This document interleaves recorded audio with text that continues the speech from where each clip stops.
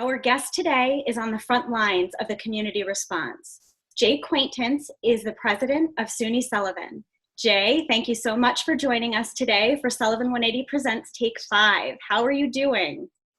Thank you, Megan. I'm doing really well. It's a new time, but we're trying to figure out how to excel and make the most of it and still stay really relevant and serve our community. Yeah. So can you tell us a little bit about your position at Sullivan?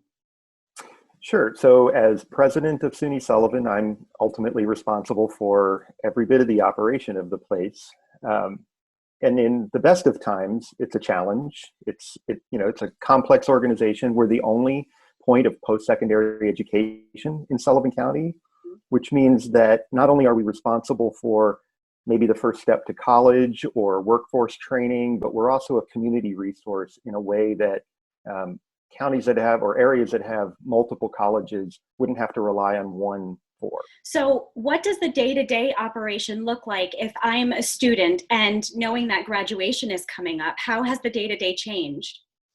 Well, instead of having a seated class at a particular time, the faculty and the students have been working together to figure out a solution. So a lot of Zoom meetings are taking place.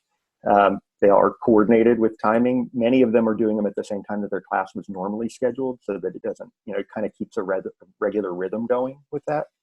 And then others, it's, more asynchronous. So if you need to be able to do some work, and then turn it in late at night, that's fine as well. We're trying to figure out solutions that work for all of our students and what their patterns are, as well as our faculty. Right. It sounds like flexibility is key in this situation. Absolutely.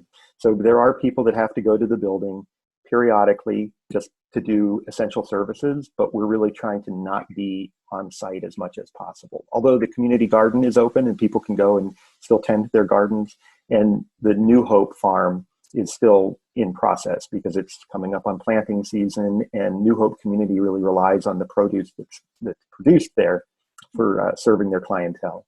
Wow, that's great. So you've told us about some of the issues or hardships with students and with faculty, but what are some of the positives that have come out of this situation?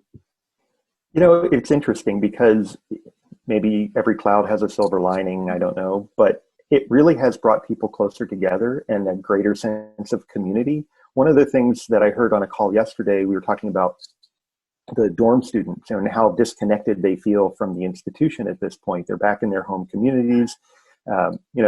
Most of those are not from Sullivan County, so they're really at a distance.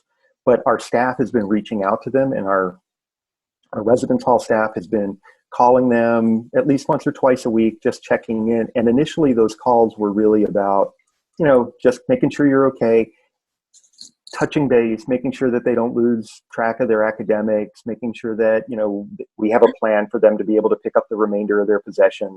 But the tenor of those calls has really changed, and it's become much more personal, and they are reaching out about the stresses that they're experiencing. So our counseling staff has now been much more engaged in working with them through Zoom counseling sessions and seeing if we can help reduce their stress level, take away some of the anxiety that they're feeling, and make sure that they have kind of the emotional protection that they need in order to be able to excel in their study. So I kind of have the inside scoop knowing some of the faculty at SUNY Sullivan, and I know that you guys have taken on some innovative ways of staying engaged, especially with staff, with virtual walks together. Can you tell us a little bit more of how things have shifted? You have some new online learning opportunities. Sure. So in terms of supporting our faculty and staff, we had just started a wellness program when this whole thing came undone. And immediately we started brainstorming, and, we have really just amazing staff who are very, very bright and very creative. And so they've been able to come up with some great ideas. So, we are holding virtual walks, right? So the team that put that together, led by Maura, has done a fantastic job in getting people outside. Yeah. And fortunately, the weather has been pretty good. So we've been able to get outside.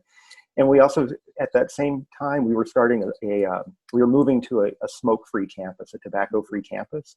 And so we've been able to shift some of that. So providing people resources for smoking cessation and kicking the habit so that when we do get to come back on campus, we will be totally smoke-free and much healthier, we hope. Great. We've worked with our community partners, such as Sullivan 180, to support the work that you folks are doing with the community health partners. We've moved a lot of those courses to our online platforms so that the people associated with 180 can still reach out and support the people that they've been involved with. And we're providing all of that at no cost. So can you provide us with a way for the community to stay up to date on what's going on at SUNY Sullivan? And in addition to that, how they might be able to help? Is there any way that they could help with any of your efforts? Sure. So there's a couple of things. In terms of the first part of your question, the best way to stay up to date with what we're doing is to go to our website, which is sunysullivan.edu. Additionally, we keep trying to get information out through Sullivan County Democrat, through social media, follow us on Facebook and Instagram. In terms of how the community can help, one thing that we did is polled our students to find out what the impact of COVID-19 has been on them. So are they, experiencing financial difficulties because them or some member of their family may have lost a job, or multiple members of their family have lost a job? Are they suffering from food insecurity? Are they suffering from housing conditions that are subpar? So our foundation, the SUNY Sullivan Foundation, and the college are working to start a student relief fund, which will be rolling out probably, I would say, next week. Okay. The foundation is going to commit $10,000 in seed money to that, and then we're going to be soliciting donations for that, and it'll be direct aid to students. It won't be associated with any costs that they have associated with the college. We're working on that through the U.S. Department of Ed and the SUNY System Administration, but this will be really more for food insecurity issues. Do you just need a little money to tide you over? If you can't pay for your phone bill, but your phone is your only hotspot for internet, that's a problem. So we want to make sure that we can try to provide as much support for them in those ways. Okay, is there anything else you'd like to add? No, what I'd like to do is thank our partners more than anything else. I mean, it really has been gratifying to see how Sullivan County has come together. We were able to work with the hospital. They've been very supportive of what we do. Sullivan 180, Cornell Cooperative Extension, BOCES, everyone is really coming together. Sullivan Renaissance, it looks like they're going to be able to put some videos up for what they're trying to keep people engaged and keeping our county going and keeping it beautiful. So I think there's a lot of good work that's happening, and it just, I don't know, it really speaks to the quality of people that live in Sullivan County. They've really come together in a way that is super gratifying to be a part of. One thing I would pitch right now is that if you're interested in starting or pursuing the rest of your education, enrollment is open for summer courses as well as for fall courses. Well, thank you again for joining me today for our interview. And one more time, Jay, could you share your website with us? Sure, we're at www.sunysullivan.edu. Okay, great. And this is Megan Mullally Gore from Sullivan 180. Sullivan 180 presents Take 5. Thank you.